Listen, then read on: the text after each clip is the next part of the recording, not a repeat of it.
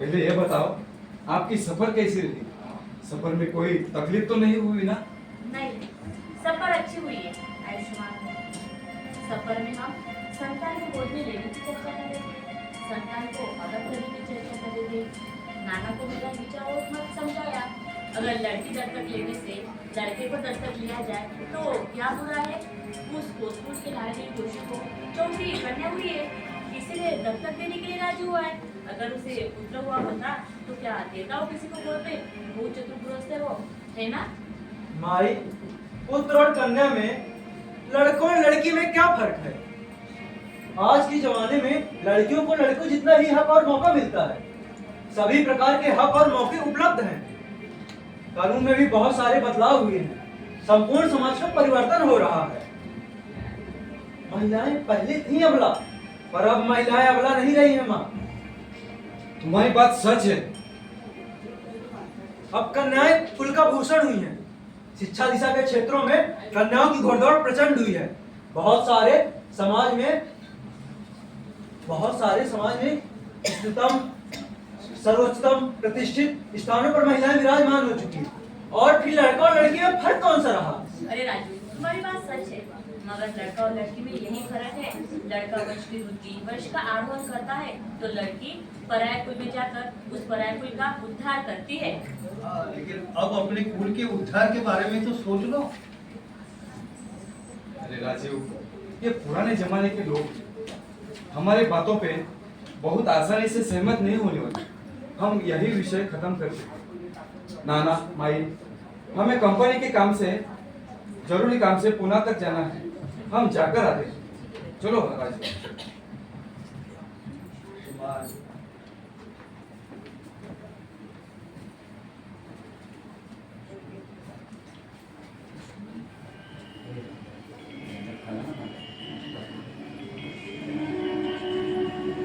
अश्विनी कहाँ गई? घर में कोई दिख नहीं रहा है।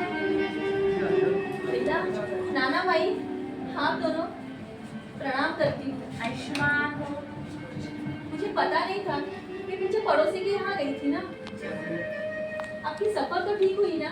हाँ बेटी। सफर में कोई तकलीफ तो नहीं हुई ना? नहीं। हम दोनों को देखकर बड़ा आनंद हुआ। अब घर कैसे भरा पूरा परिपूर्ण लगता है, आनंद उत्सव लगता है। चंपा, अरे ओ चंपा, नाना माई आए हैं, पानी लेकर आना।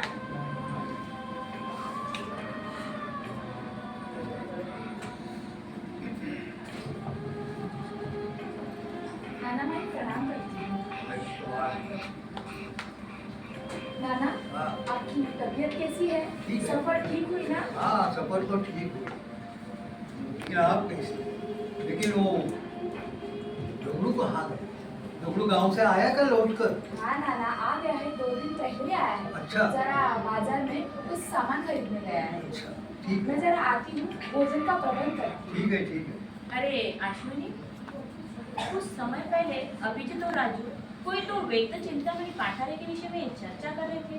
कौन है वैद्य चिंतामणि पाठारे? माई, औंध में पाषाण रोड पर कोई आयुर्वेदिक डॉक्टर है। उनका नाम है वैद्य चिंतामणि पाठारे। राजू कह रहा था उसके रिश्तेदार के यहाँ किसी को संतान नहीं हो रही थी। उन्होंने इस वैद्य का उपचार और इलाज करवाया और उन्हें संतान हो गई। अरे अश्विनी, तुम्हारे मुंह में शक्कर पड़ने दो। जाओ जाओ जाओ, तुम लोग भी शुरू करो आयुर्वेदिक इलाज को। हमारे घर में पेड़ जरूर आएगा, मुझे पूरा विश्वास है। हाँ, आयुर्वेद में मुझे भी पूरा विश्वास है।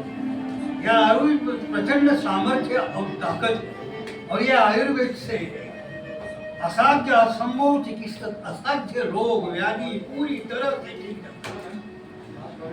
ये सब विश्वसनीय है और ये असंभव है वो संभव हो जाता है। सिर्फ विश्वास चाहिए।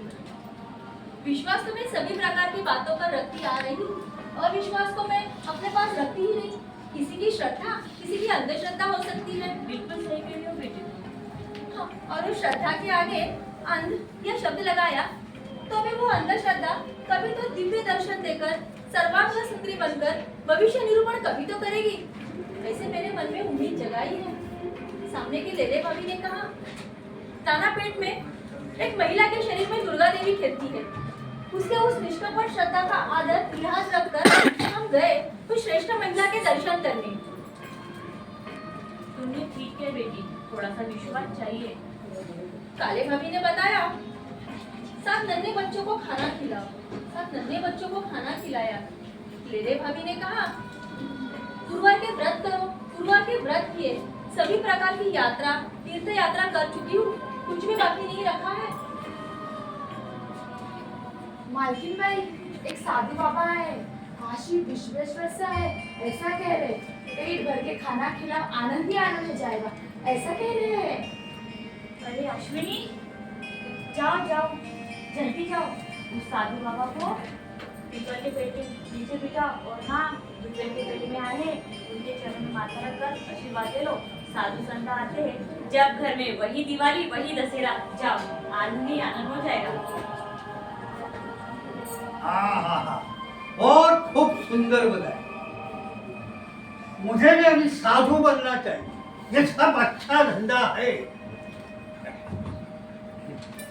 एक भगवान नारंगी वस्त्र परिधान किया, सब बदन को राख लगाई, माथे पे भस्म लगाया और गले में रुद्राक्ष की माला डाली। और क्या, और भगवान का, वो किसी भी भगवान का नाम लिया, जय भोलेनाथ, भोले शंकर बम भोलेनाथ, तो बन गया साधु।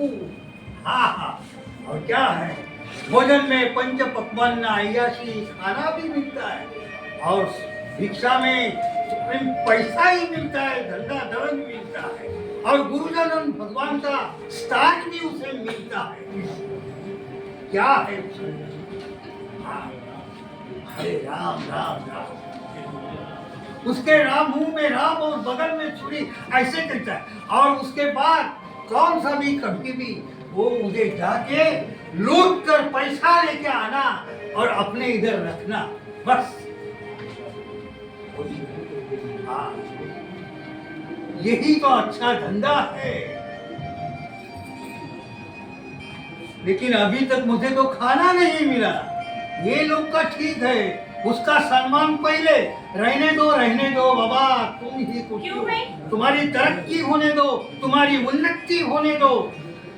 आपका जरा भी विश्वास नहीं किसी के बात पर।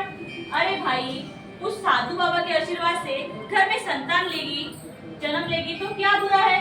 जरा मुंह बंद रखो, उस बहुरानी की भावना को जरा समझो, उसको कैसा लगेगा।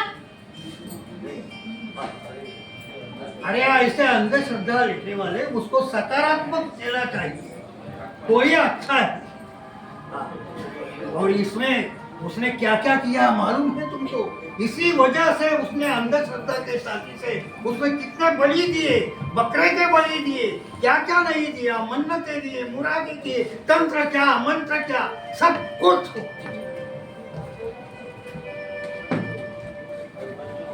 और बन जाओ बलि के बकरे, हमारा क्या जाता है? अरे भाई, जरा शांत बैठो। आप कुछ भी नहीं समझ सकते हो क्या? ऐसी बातें करने से हमारे महिलाओं का मन आपको कब और कैसे समझेगा, वो भगवान ही जाने। उस साधु बाबा के आशीर्वाद से घर में संतान जन्म लेगी तो क्या बुरा है?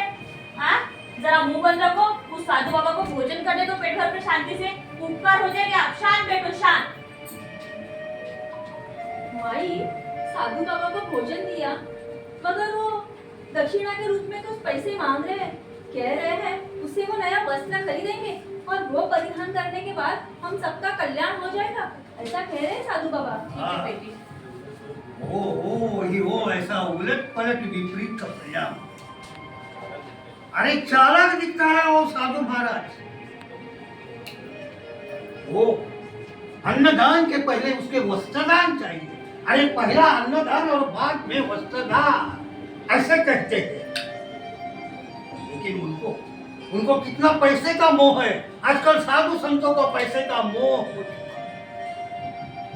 और उनको करवा दी कोठी एक बड़ी ऐसी करवा दी, लेकिन उसका मोह नहीं छूट रहा। जाने दो, हमें क्या करने का है।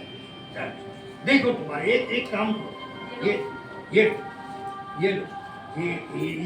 दे दो उनको दे दो ये पैसे, नहीं तो सांप लगेगा। जाओ, क्या साधु महाराज है ना, हो जाओ, दे दो पैसे।